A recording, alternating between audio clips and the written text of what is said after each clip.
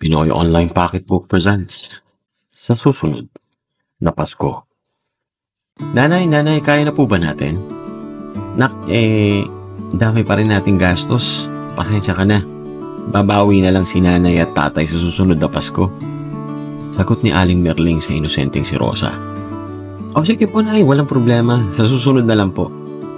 Di alintana ni Rosa na 3 Pasko na ang nakalipas ngunit wala pa ring asenso sa buhay ang kanilang pamilya. Hindi pa rin nila kayang bumili man lang ng maayos na pagkain at papalagyan ng maayos na bubong ang kanilang maliit na tagpi-tagping tirahan. Kahit papano naman ay nakakaraos sila noong nabubuhay pa ang kanyang ate Lisette, ngunit nang tapuan nito ng malubhang karamdaman ay naubos ng isang iglap ang naiwang pera ng kanilang ama, pati na rin ang naipon ng kanyang ate sa pagtitinda ng mga damit na gawang taytay. Pangatlo si Rosa sa 5 magkakapatid. Ang kanyang kuya Rico ay nawalan ng gana magtrabaho nang ipagpalit ito ng asawa sa mayamang Hapon. Kailangan ko kumilos. Kailangan ko ito kahit bata pa ako. Kaya ko ito kahit walang naniniwala sa akin. Bulong ng pobreng bata sa kanyang sarili. Nagsimula siyang lumapit sa kapatid ng kanyang inang, si Tia Bining. Baka kailangan niyo po ng tagahugas ng plato sa inyong korindoryo? Pagmamakaawa ni Rosa. Pwede ka naman pumasok dito, kaya lamang ay 20 pesos lang ang maibibigay ko sa iyo kada araw. Pasensya ka na at pati kapatid ng nanay mo, mga pobre din.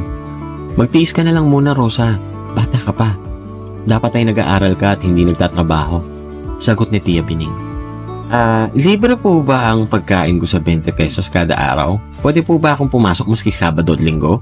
Ilang oras po ako magtatrabaho sa isang araw? Sunod-sunod na tanong ni Rosa na kinagiliw ng asawa ng tiyahin niyang si Mang Randy. Huwag ka na magtrabaho dito. Pumunta ka na lang dito. Papakainin ka namin. Pumunta ka dito at bibigyan kita ng 20 pesos na pambaon 3 beses sa isang linggo. Nakangiting saad ng kanyang tiyuhin. Nakainom pala at nariyan ang tiyo Randy mo.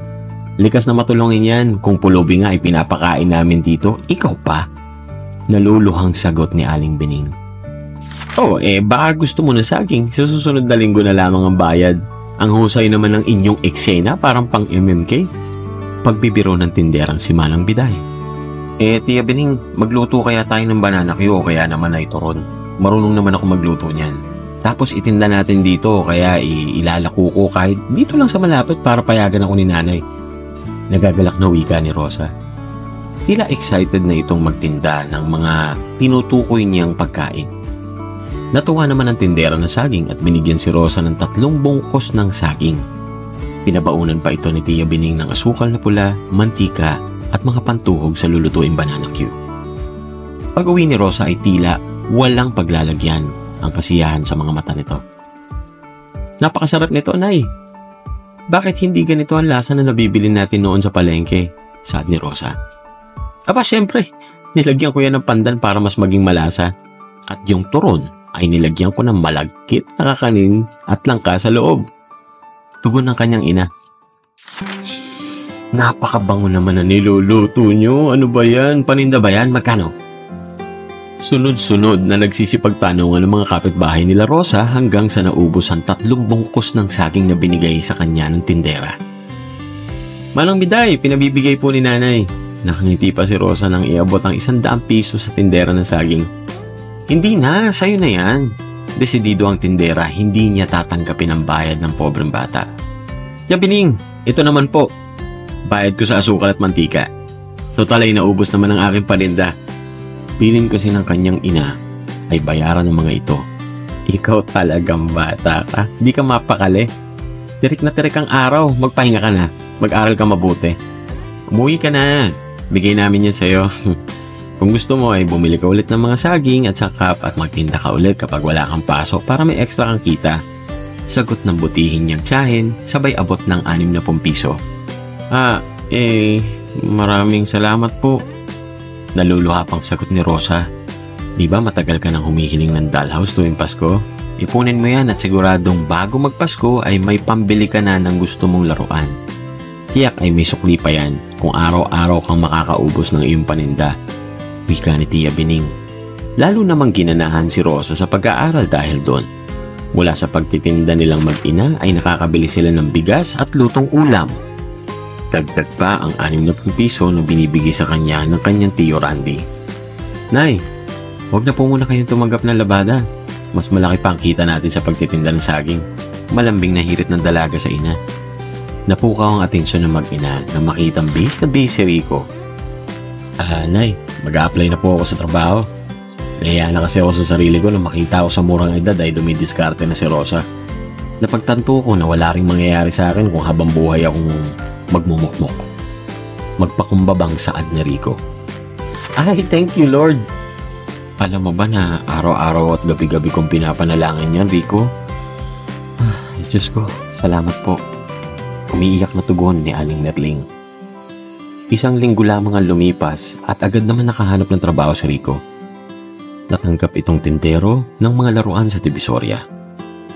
Parang maraming ipis sa loob ng aparador ko, Rosa. Pakilinis naman. Nagmamadali na kasi ako, baka matanggal ako sa trabaho oras na mahuli ako ng pasok. Natatarantan saad ng kanyang kuya. Pagbukas ng aparador ay nanglaki ang mga mata ni Rosa. Isang napakagandang dollhouse ang natagpuan niya sa loob ng aparador. Kuya, nagpaalam ka ba sa amo mo? Mahal ito kakasimula mo pa lang sa trabaho. Humagalpak sa kakatawa si Rico sa sinabi ng kapatid. Loko ka, hindi ako magnanakaw. Marami akong benta sa unang linggo ko sa trabaho kaya nakakuha ako ng malaki-laking komisyon. Ikaw ang unang pumasok sa isip ko. Ilang Pasko mo nang hinihiling to, di ba? Sabay himas nito sa kanyang magulong buhok. Walang pagsidlan ng galak ang puso ni Rosa. Alam niyang ito na ang simula ng pagbabago ng kanilang buhay at hinding-hindi niya makakalimutang magbalik sa mga taong tumulong sa kanya. Punong-puno ng pagmamahal, inspirasyon at positibong pananaw sa buhay ang kanyang paggawa. Gaano man kalaki ang krisis na ating pinagdadaanan, magandang gayahin natin ang ipinakita ni Rosa. Lumalaban na may buong pag-asa, gumagawa ng paraan. Darating ang araw, darating din ang oportunidad na kung saan magkakaroon tayo ng pagkakataong baguhin ang ikot ng gulong ng buhay. Instant Daddy. 10 taon na nag-iipon si Bruno mula sa pagtatrabaho bilang isang caregiver sa Amerika at malaki na rin naman ang laman ng kanyang account sa bangko. Palibhas ay hindi ito magastos at wala ring hilig sa mga material na bagay. Ganito kasi sila pinalaking magkakapatid ng kanilang mga magulang maski hindi sila mayaman. Suportado siya ng kanyang mga magulang kaya naman maski nasa abroad ang 3 sa 5 anak ng mga ito'y payak pa rin ang pamumuhay ng mag-asawang sila Aling Cory at Mang Ben. Maski hindi nang hingi kay Bruno at sa mga kapatid niyang may mga sinabi na sa buhay ay nagagawa pa rin ng mag-asawa na suportahan ang mga sarili nilang pangangailangan. Sa katunayan, ay may sarili ding ipon ng mga ito mula sa paggawa ng atsara at iba pang mga burong prutas at gulay. Sanay sa mabigat na trabaho si Mang Ben, sapagkat dati itong construction worker at namamasukan namang kasambahay si Aling Cory noong araw. Kalaunan ay naging mayordoma ito dahil sa kanyang sipag at katapatan. Malaki ang tiwala ng mayamang amo nito sa kanya kaya't nang magretiro ay binigyan ito ng malaking halaga na ginamit naman nila upang maipaayos ang lumang bahay na minana pa ni Mang Ben mula sa kanyang mga magulang. Andyan ba si Eliza, Bruno? Pang-asar ng kaibigang si Teddy. Nang dumaan ang napakagandang si Eliza ay tila nanigas sa kaba si Bruno. Sa edad niyang 28 ay hindi pa siya nagkakaroon ng nobya. Maraming nagkakagusto sa kanya noong siya ay nasa kolehiyo pa lamang ngunit hindi ito ang focus niya. Dahil sa pangangantsaw ng mga kasamahan sa trabaho ay napasubo si Bruno. Mukhang may gusto rin naman ang dalaga sa kanya. Ilang linggo pa lamang silang lumalabas ay sinunggaban agad siya ni Eliza habang nanonood ng sine. Palibhas ay noon pa lamang niya naramdaman ang ganong klaseng pagdaloy ng kuryente sa kanyang buong katawan. Kaya nahumaling siya sa dalaga. Lumipas ang 4 na buwan at niyaya na niyang magpakasal ang babae. May ipon naman siya at kaya na nitong magpakasal maski sa ang simbahan. Dahil Maginoo ay wala pang nangyayari sa kanila ni Eliza kundi ang magyakap at halik lamang. May aaminin sana ako sa iyo . Malungkot na saad ng babae habang magkayakap sila sa inuupahang maliit na kwarto ni Bruno. Ano yun, mahal ko? Huwag kang malungkot. Ano ba yun? Kahit ano pa yan. Sigurado naman ako mamahalin pa rin kita ng sobra-sobra. Wika ng binata. Kasi Bruno, may 4 na akong anak sa Pinas eh. Iba-iba ang ama nila. Lumuluhang saad ni Eliza sabay taas ng suot nitong hapit na t-shirt. Nakita niyang puno ng mga kamot ang tiyan nitong lawlaw na din ang balat. Imbis na kaayawan si Eliza ay lalo itong hinangaan ni Bruno. Iniwan nila akong lahat matapos akong anakan. Humihikbing saad ng babae. Ganun ba? Hindi ka naman nag-iisa. Nandito lamang ako. Aakuin ko na lang yung mga anak mo at aalagaan ko kayo maigi.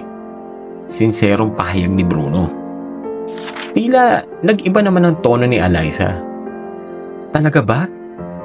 Salamat, mahal ha. Naku, matutuwa ang buong pamilya ko nito. Malapad ang pagkakangiti nito. Kuya, ano ba tong napalitaan ko? Ikakasal ka na daw sa babae may 4 na anak? Inis na tugon ni Lina sa kanyang kuya Bruno.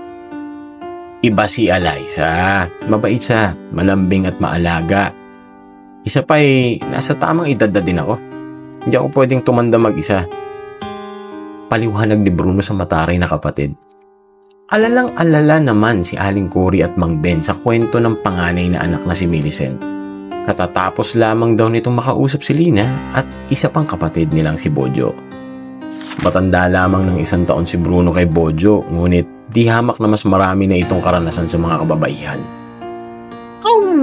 Nako, sinasabi ko sa inyo, peperahan lamang niyang babaeng yan si Kuya Bruno. Nakahanap ng instant tatay sa mga anak niya Panghusga ng lalaki. Teka lang anak, bigyan natin ng pagkakataon ng nobya niya. Huwag mo na tayo manghusga.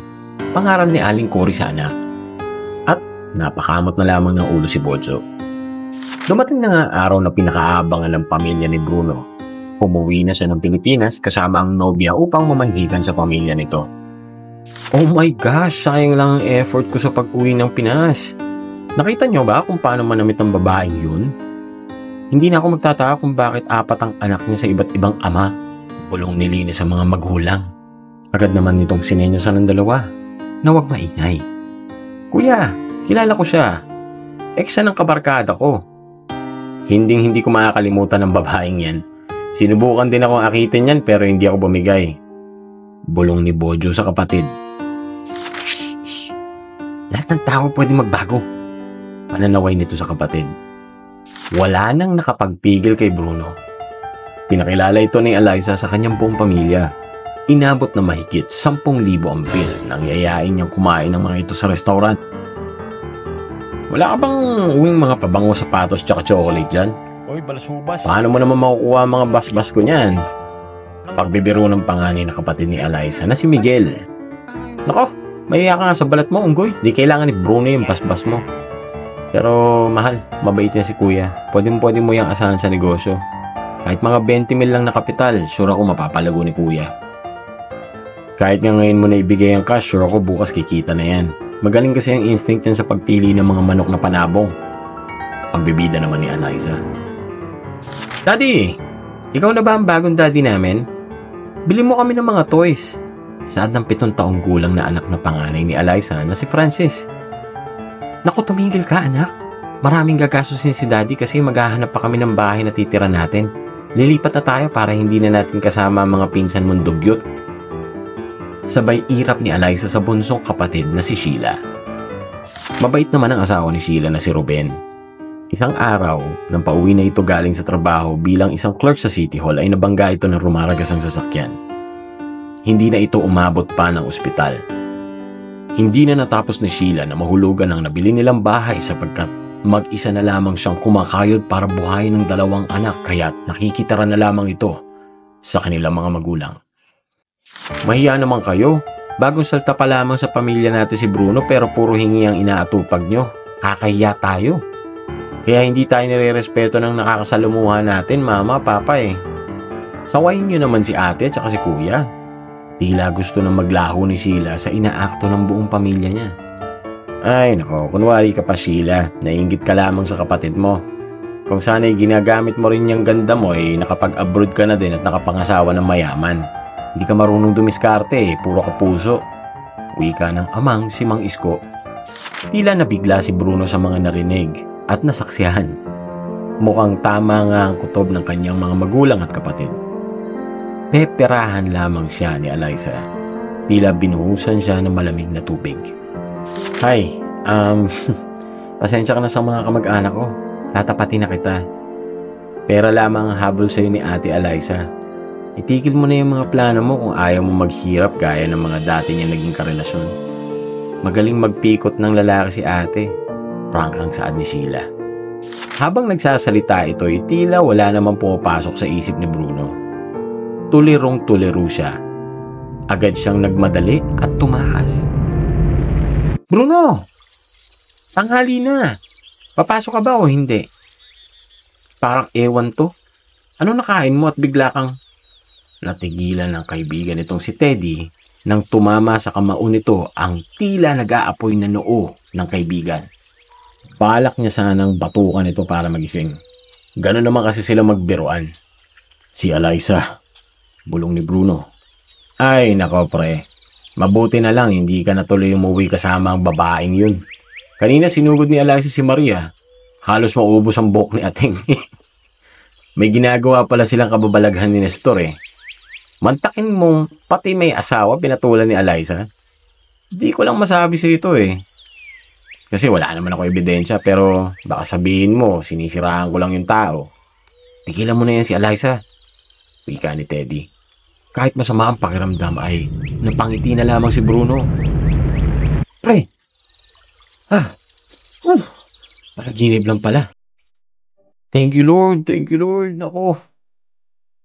Anong nangyayari sa'yo? Nagdidiliryo ka ba? Sagot ni Teddy habang nagkakamot ng ulo. Oo pre, nagdidiliryo lang ako. Tuluyan ang binatukan ni Teddy ang kaibigang tila nahihibang. Nakakahiya ka. Di kita tinuturi na kapatid. Pamilyar ang boses na yun. Maski masama ang pakiramdam ay pinilit bumangon ni Bruno. Sila! Oh Teddy, kamusta ka na? Sigurado ako, miss na miss ka na ni paring Ruben. Wala namang ibang minahal yun kundi ikaw. Naluluhang saad ni Teddy. Si Sheila nga pala. Kababata ko. Best friend ko ang asawa niya. Sobrang bait nga nun maagang kinuha ni Lord. Pagbibiro ng lalaki. Pre, ito kabaliktaran to ng ate niya. Bukod sa napakabait ay maganda pa. Kung gusto mong maging instant daddy, dito na lang. Ayan ay kung may pag-asa ka. Bulong ni Teddy kay Bruno. Nagtama ang mga mata nila Sheila at biglang namula ang pisngi ng babae. 5 taon na ang nakalipas. Ngayon ay kasal na si Bruno kay Sheila at nagdadalang tao ito. Tinuring ni Bruno na kanya ang 2 anak ni Sheila at mahal na mahal niya ang kanyang mag-iina. Masayang masaya ang mga magulang at mga kapatid ni Bruno sapagkat alam nilang inaalaga ang mabuti ni Sheila ang kanilang anak at kapatid. Hindi na kailanman nagpakita si Sheila sa mga kamag-anak niyang mukhang pera. Nagsumikap ito para hindi umasa kay Bruno. Sa katunayan ay mas malaki pa nga ang ipon niya sa mister. Nagpasya silang huwag nang bumalik sa Amerika at magnenegosyo na lamang sa Pilipinas. Ngayon ay tumutulong sila sa mga OFWs upang makarating sa iba't ibang bahagi ng mundo. Malaki na ang kanilang kumpanya at may pagmamalaki ng mag-asawa na bunga ito ng kanilang pinagsanib puwersang sipag at tiyaga. The Innocent Bride, a short story. Abala sa pag-ayos ng souvenir si Faye para sa kasal nila ng nobyong si Ron. Hindi na rin mapakali ang mga magulang ng dalawa sapagkat bukas na ang kasal ngunit hindi pa rin areklado ang lahat. Gaya na lamang ng mga souvenirs na wala pang mga pangalan. Nay, ang importante sama-sama tayo. Masaya tayo. Huwag na kayong mag-focus sa maliliit na detalye. Pananaway ni Ron sa natatarantang nanay na si Aling Mercy. Nak, dito masusukat ang pagsasama niyo. maniwala ka sa akin. Matuto kayo maging organisado. Alam mo ba na sa mga maliliit na bagay na susukat ang pagsasama ng mag-asawa? Pangaral ng retiradong guro na si Mang Nestor, ama ni Ron. Tila sumasang-ayon naman, hindi lamang si Aling Mercy, kundi pati na rin ang mga magulang ni Faye na sila Aling Sita at Mang Dario. 30 taon na rin kasal ang dalawa, samantalang 26 naman sila Mang Nestor at Aling Mercy. Napakamot na lamang sa ulo ang 23 anyos na si Faye. Hayaan mo, babe. Umuo ka na lang para wala nang mahabang usapan. Bawal tayo ma-stress, happy lang. Pagpapagaan ng loob ni Faye kay Ron. At sumapit na nga ang kinabukasan. Araw ng kasal ng magkasintahan, ngunit wala pa rin ang singsing na in-order daw ng dalawa sa ongpin. Pambihira, ngayon lamang ako nakakita ng ikakasal na wala pang isusuot na singsing. 1 oras na lamang at darating na ang pari. Anong nangyari? Kala ko ba yung mga souvenir na lang ang kulang kahapon? Naiinis na saad ni Aling Sita. Mama, kung walang dumating na singsing, ay hihiramin na lamang namin ang singsing ninyo ni Papa. Ibabalik na lamang namin pagkatapos ng kasal. Kulang na kasi sa oras, kaya online na lamang daw binili ni Ron ang aming wedding ring. Pagpapaliwanag ni Faye. Lingid sa kaalaman ng magkasintahan, ay pinagdarasal na lamang ng kanilang mga magulang ang kanilang pag-iisang dibdib. Ngunit tila nahuhulaan na ng mga ito kung anong klaseng pagsasama ang kanilang mabubuo. Nairaos naman ng dalawa ang kanilang kasal, ngunit naging tampulan ng tsismis at katatawanan ang mga ito. Palibasay, maraming bisita ang naubusan ng pagkain at halos kalahati sa mga nagpunta ay hindi man lamang nakaupo sapagkat kulang ang mga mesa at silya. Pambihira, ngayon lang ako nakapunta ng kasal na ni juice o iced tea ay walang mai-serve. Tapos ang tubig nakita ko sa gripo lamang kinukuha. Hinaing ng kapatid ni Aling Sita. Hiyang-hiya naman ang matanda at agad na sinenyasan ng mister na si Mang Dario upang dalhin sa katabing restaurant ang mga kamag-anak upang makakain. At dahil ganoon din ang hinaing ng ilan sa mga kamag-anak ni Aling Mercy at Mang Nestor, ay nagpa siya ang mag-asawa na pakainin na rin sa kabilang restaurant ang mga ito. Matapos ang kasal na iyon, ay tila wala nang mukhang maiharap si Faye sa kanyang mga kaibigan at kamag-anak. Palibhas ay pang-50 katao lamang ang binayaran nila sa catering, ngunit higit sa 100 ang inimbita ni Ron. Ron, hindi ba't nanghingi ka naman ng pera sa amin? Anong nangyari? Nakakahiya sa mga magulang ni Faye. Espesyal ang kasal para sa mga babae, pati na rin sa mga magulang nila. Kaya nga hindi ako nagdalawang isip nang manghingi ka ng 300,000 piso sa akin. Saan napunta ang pera? Mahinahong sita ni Mang Nestor sa anak. Huwag na ho kayo mag-isip masyado para sa isang bagay na nakaraan na. Ang importante, nakasal na kami ni Faye at ang laki ng natipid namin. Mas malaki pa nga ang perang nakuha namin mula sa mga ninong at ninang namin kaysa sa nagastos namin sa kasal. Wala kaming pake sa sasabihin ng iba. Iipunin na lang namin ang pera kaysa ipakain sa kanila. Aroganting sagot ni Ron. Hindi na malaman ni Mang Nestor ang gagawin sa anak. Napalaki niya naman ito ng maayos. Sa katunayan ay dinatna na siya ng katandaan sa barko. Kumayod siya ng husto upang maibigay lahat ng pangangailangan ng kanyang mga anak.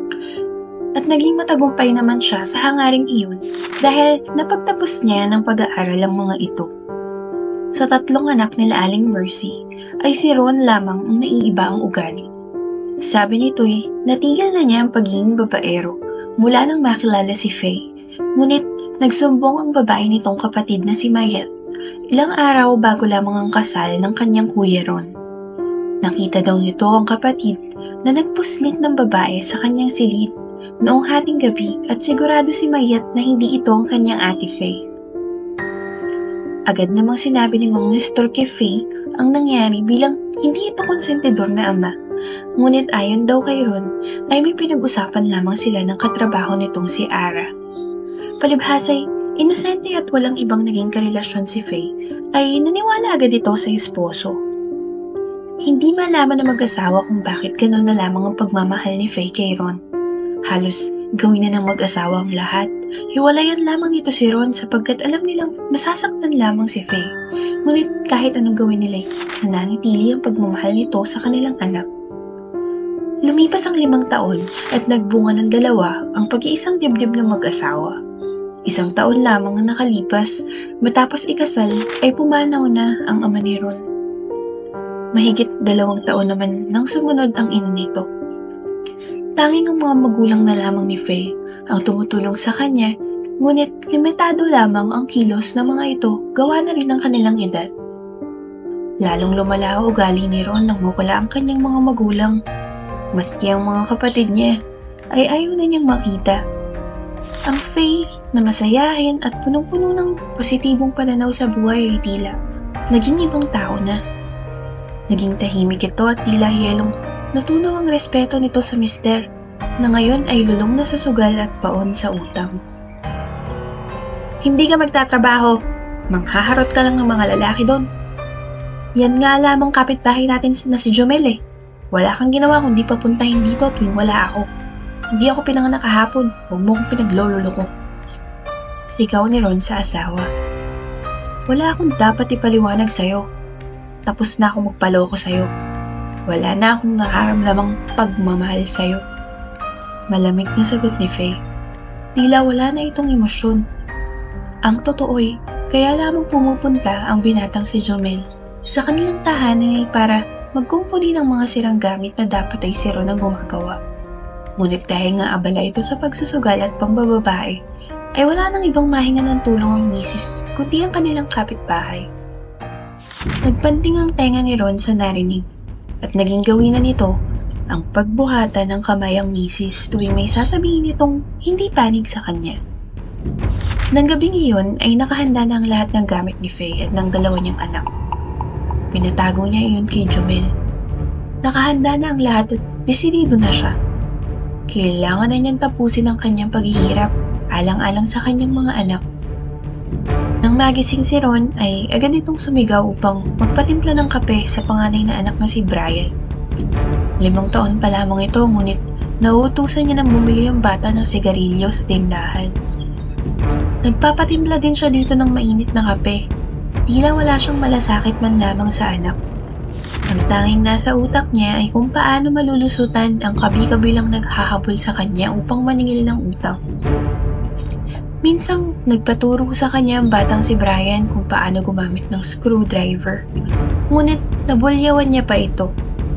Nakailang tawag si Ron sa anak ngunit walang Brian na dati. Agad-agad na nag-aabot sa kanya ng mainit na kape. Paglabas ni Ron sa silid ay nanlaki ang mga mata niya. Wala na ang mga gamit ng kanyang mag-iina. Sa galit ni Ron ay hinawi niya ang lalagyan ng mga plato sa kusina. Nabasag ang mga iyon at tumalsik pa sa kanya ang mga bubog. Ilabas ninyo ang mag-iina ko! Sigaw ni Ron sa tapat ng bahay nilang Mang Dario at Aling Sita.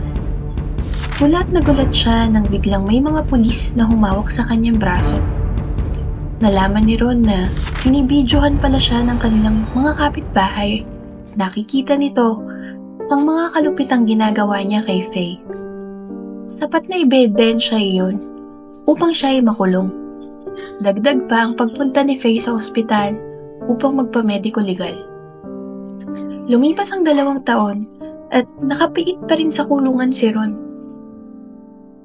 Si Faye ay nakakilala ng isang binatang negosyante na nagngangalang Eric.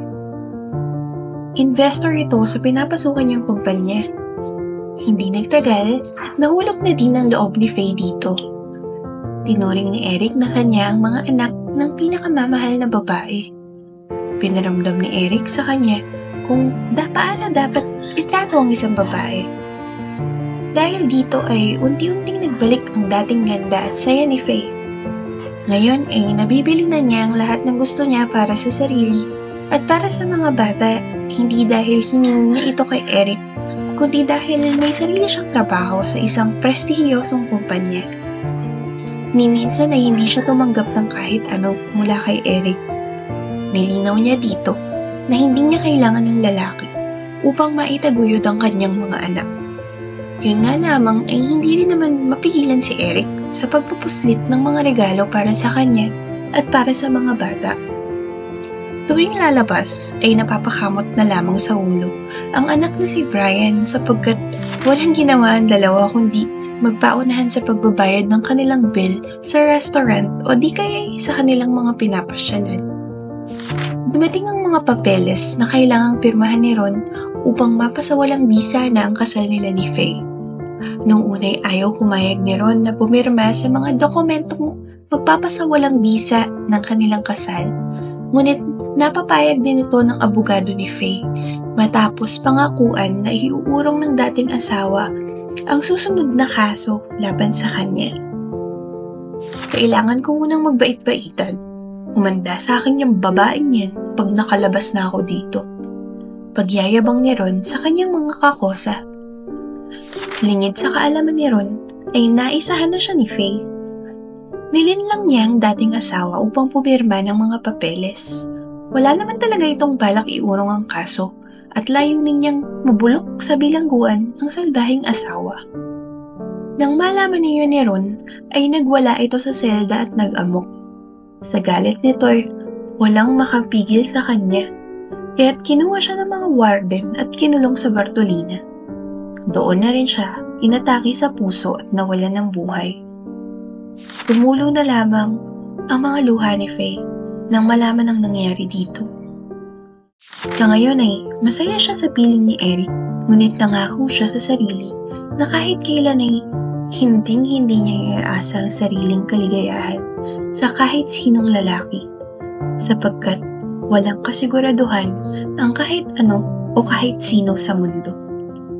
Isa lamang ang sigurado siya. Hindi luha ng kalungkutan ang tumulo mula sa kanyang mga mata nang nalaman niyang wala na si Ron.